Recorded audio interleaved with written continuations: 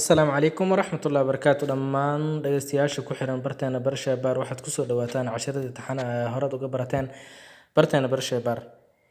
Intaas kadib waxaan marka hore idinka raali gelinayaa inaan muddo bilo ah ka maqnaay barta Barasha Baar oo aan kusoo gudbinin casharadii hore aad iga barateen. Waxaan jeclahay inaan idinka raali geliyo in badan.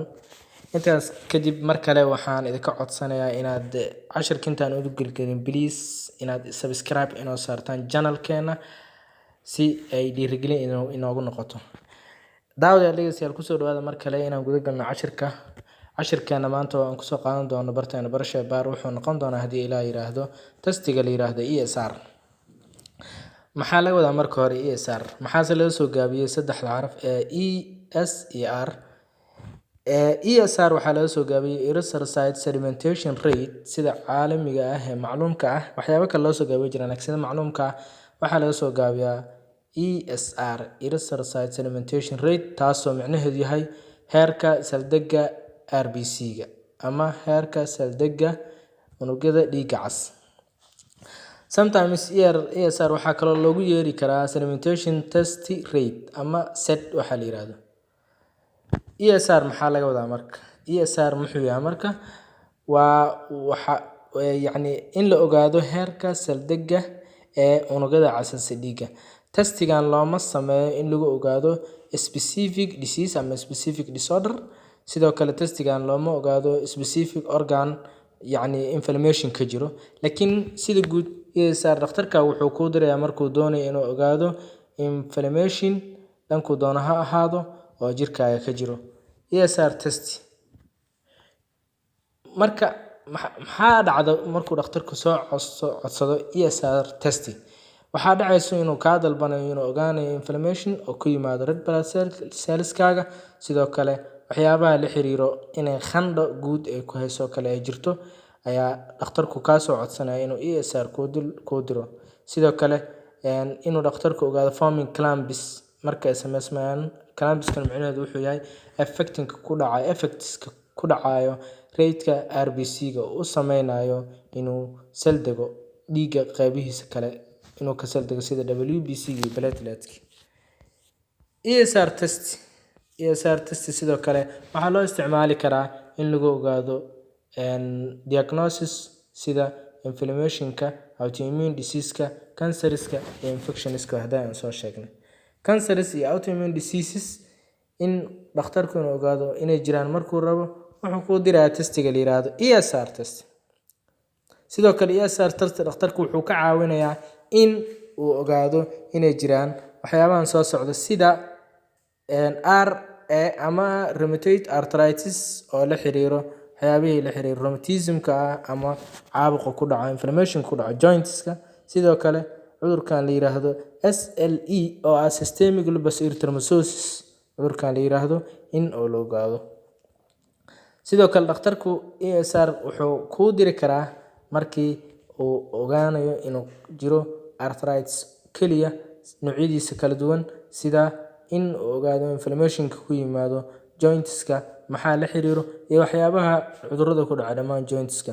Sidoo kale muscle and connective tissue problems markuu rabo inuu ogaado wuxuu ku soo dirayaa cudurka la yiraahdo ESR test ku soo dirayaa si uu ogaado polymyalgia rheumatica ma jiro si micnaha kala goosiyada miyaa waxaa ku dhacayo xanuun ku dhacay si uu ogaado maadaama muscles murqaha iyo connective tissue problems ay yihiin.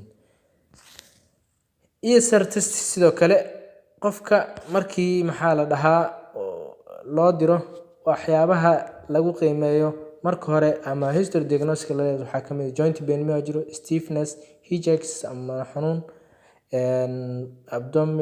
abnormal weight loss sidoo kale iyo neck and pelvis pain. ESR test cudurkan la yiraahdo ama testigan la yiraahdo maxaa requirements-ka looga baahan yahay qofka diyaarinaya. Waxaa looga baahan yahay inuu haysto laba tube midkood. Tube koowaad waa kii old version-ka ahaa oo la yiraahdo Western green method tube iyo tube-ka hadda la isticmaalo oo taqaanaan ee caadiga ee dheerka ee korka madowga ka ah. goorma dhakhtarka markuu ogaan karaa qofkan ESR-kiisu inuu normal yahay, ESR testigan inuu normal yahay. maxaa la dhahaa ESR testiga wuxuu abnormal ka gudbi karaa markii qofku uu yahay dumar oo inta u dhaxayso dumarku da'diisu ay tahay above 50, waxaa laga rabaa inuu normalkiisu ESR-kiisa ahaado 0 ilaa 20 ama eber ilaa 20 millimol per hour halkii saac. markii la qotomiyo oo la qabto ESR test ee tube-ka waa inuusan ka badinin dumarku da'doodu tahay 50 sano, waa inuusan ESR-koodu ka badanin eber ilaa 20, halka ragga 50 sano da'doodu aysan ka weyneyn laga rabo eber ilaa 15 millimol per hour halkii saac waa inaysan 15 millimol ka badanin markii hal saac uu qotomisan yahay ESR-ka.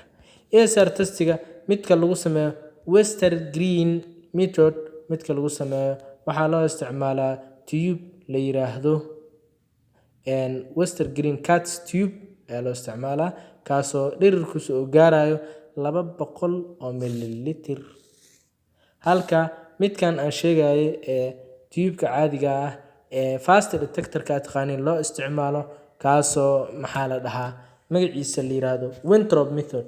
Winthrop method waa mid lamid ah Western Green, marka laga reebo wuxuu uga duwan yahay dhirirka ama qotonka xajmiga oo leeyahay, inta dhirirkiisu leeyahay wana ka thinsan yahay, waa 100 milliliter long, dhirirkiisu waa 100 milliliter. midkan la yiraahdo Winthrop method.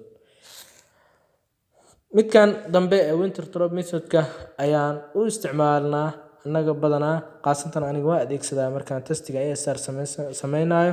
wuxuuna uga fudud yahay, wuxuu leeyahay raag caadi ah oo degan oo 10 god ka samaysan oo 10 test ESR ku samaysan karto. waana soo sheegay normal testiga ESR-ka dumarka 50 sano da'doodu tahay waa inuu u dhaxeeyo ESR testigooda 0 ilaa 20 millimol per hour. raggu da'doodu ka hooseyso 50 sano ayaguna waa inay ahaataa maxaa la dhahaa eber ilaa 15. caruurta ESR testigooda ayagu waa inaysan ka badanin 0 ilaa 10 millimol per hour, waliba caruurta aadka u yaryar waaye. ragga ka badan da'da 50 sano waa inay u dhaxaysaa iyagana 20 ilaa 0 ilaa 20, sidoo kale dumarka sidoo kale waaye. ESR testi waxyaabaha laga baahan yahay in lagu testi gareeyo oo la isku halayn karo waxaa ka mid ah factors ayaa jiri karo. factorskaasoo ka mid ah in resultiga ay kasoo baxdo oo noqon karo kuwo micno weyn sameynayo la isku halayn karo, sida in qofka da'diisii uu ku habboon yahay above 40 inuusan ahayn, medication inuu dawo qaadanayo, iyo in pregnancy ay tahay qofkii dumarka ahaa markii ESR testiga laga sameynayo. waxyaabaha keeni kara ESR testi inuu high noqdo maxaa ka mid ah, maxaa keeni karo inuu high noqdo ESR testi waxyaabaha ka mid waxaa ka mid noqon karo in uur ay jiro, in maxaa la dhahaa advanced age, anemia inay jirto, kidney disease inuu jiro, obesity inuu jiro, cayilkii saa'idka ah, thyroid disease inuu jiro, iyo noocyo ka mid ah kansarka sida lymphoma iyo multiple lymphoma. intaas ayaan kusoo koobayaa cashirkii ESR testiga.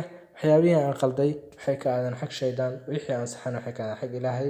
Please intaana ka bixin waxaan kaa codsanayaa dhageyste inaad subscribe inoo saarto channelka Baro Shaybaar. aad u mahadsantihiin.